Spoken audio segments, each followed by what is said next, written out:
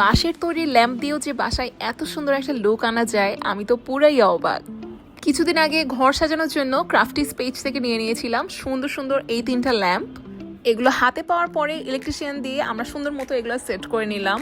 আর light জ্বালানোর পরে তো ল্যাম্পগুলোর সৌন্দর্য কয়েকশো গুণ বেশি বেড়ে গিয়েছে, এত বেশি পছন্দ হয়েছে আমার কাছে।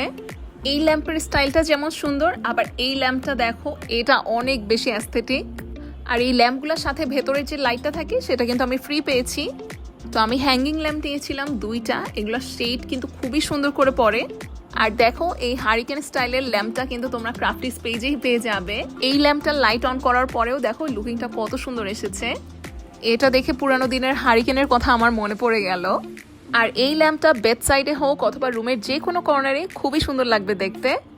তো নিজের বাসা ডেকোরেশনের সাথে সাথে অফিস, রেস্টুরেন্ট যে কোনো জায়গায় কিন্তু আসলে এই টাইপের ল্যাম্পগুলো খুব ভালোভাবে যাবে।